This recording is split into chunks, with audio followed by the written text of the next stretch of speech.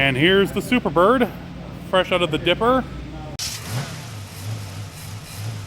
And we were going over it, and it really isn't as bad as we were expecting, which is a very pleasant surprise. You can see back here is in good shape. Obviously it needs a new quarter panel, but it's not bad. The rear window plug, looking good.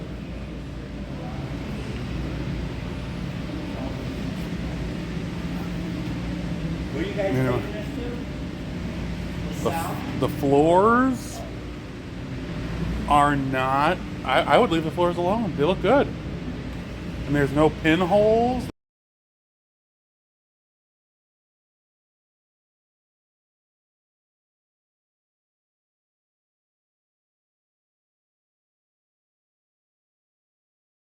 That's up to the insurance company. No insurance. No, yeah, there's no insurance involved. The guy that owned these cars sold them. Oh, did? Yeah, they're owned by a different person now. Oh. Well, this was probably 125, just the way it was upside down in the water. Here's a closer look at the front end. Like I said, it's not bad. Not bad at all.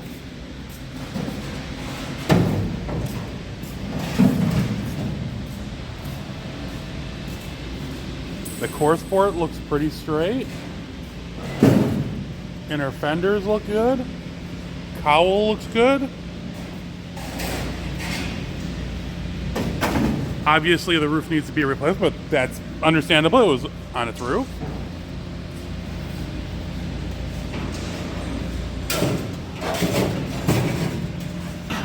And right now the guys are taking the parts that were dipped.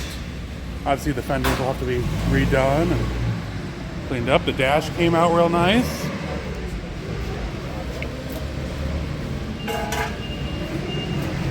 And this all turned out pretty, I mean, this is best case scenario.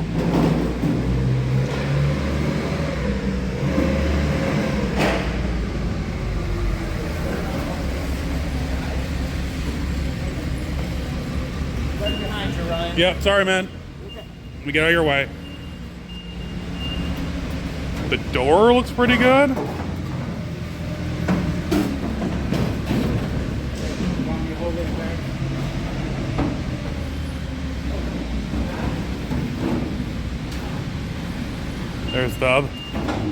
There's the dinged up fender, but it looks good.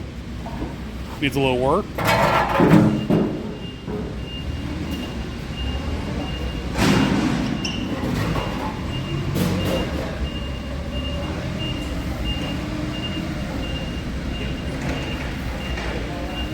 But yep, pretty good.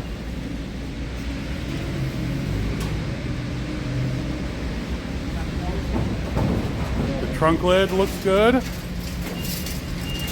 No real damage there. Seat frame. Is there any chance I could get a picture of the nose on the other side with it? Yes, sir. So that will be the thumbnail for the video. The nose is definitely in need of some work.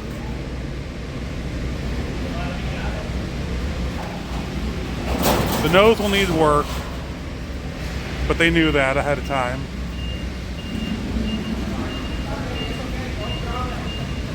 But it's fixable. Oh, I'm in the way. I would almost think they cut it off for you. Oh yeah, that's what they're gonna do. Yeah, you can't fix that work. No. Or the quarter panel. The day started out a little rough. The crew from Magnum got to the pickup at Redi-Strip and had picked up a nail mere feet from the driveway. Fortunately enough, they were able to get that changed out pretty quickly, and by that point we started sorting the parts and getting it all sorted out, because that thing was in a million pieces, which wasn't a bad thing. But you could see from the video and from the pictures that the car was back to basics, really. Just bare metal through and through. You'll see here in a second that there are some hidden spots that the dipping didn't quite get to. But from what we were seeing, it wasn't terrible. Uh, they got it back to Magnum Restoration just after this, and they started tearing it apart, and I'll show you those pictures at the end. But the cool thing is, this is exactly what they wanted to do. They wanted to soak the car so that there would be no saltwater residue anywhere to cause it from rusting. And I've never seen this done, and it came out so well. I mean, I don't know if other people have had entire cars dipped. I've never seen a entire car like this dipped, or at least the before and after. But and this was only after a few days. They could have left it in longer, but because the shop had a backlog, they couldn't. So they got it and they cleaned it and they made sure it wouldn't flash rust, which was definitely a plus. But going over it, it looks like there's not going to be as much metalwork as possible as that it's needed. You know, we knew the roof, we knew the fenders, parts that had been damaged when it got flipped.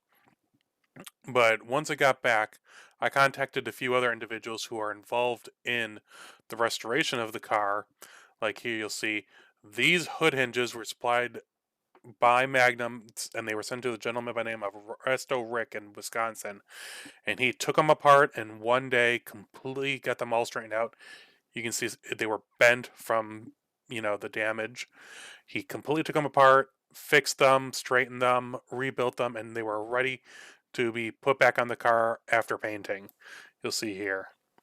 And a lot of the electronics went to Mike Mancini over at Muscle Car Restorations.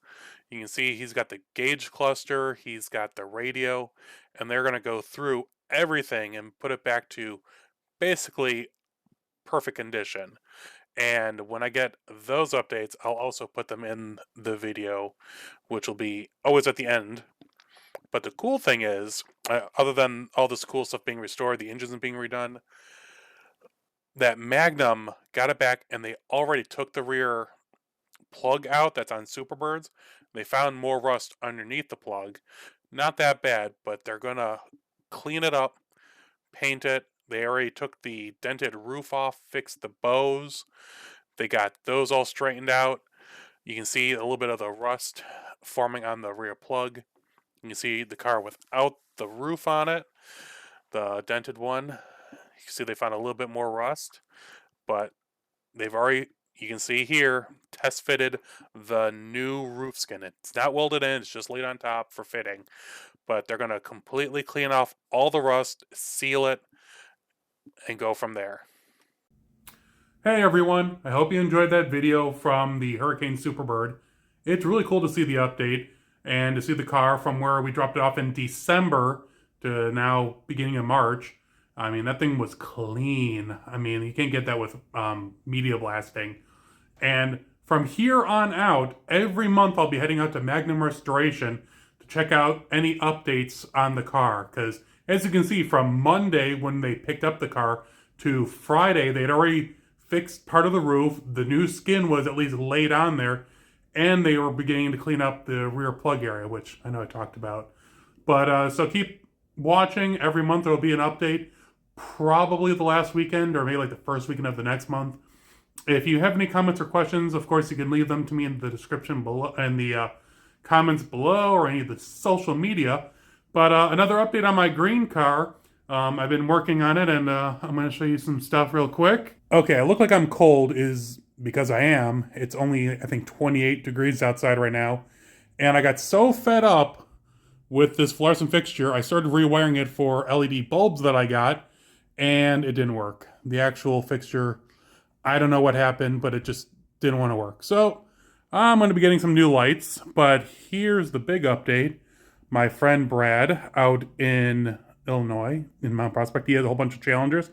He had the correct 71 front bumper for my Challenger because, as I discovered, over here, though I had two front bumpers and I thought one of them was good, but when I actually looked at them up close, you can see that one's bent pretty good, And that one is bent and dinged and really rusty. So fortunately, it was nearby. I still have to take the door panels and make a good set.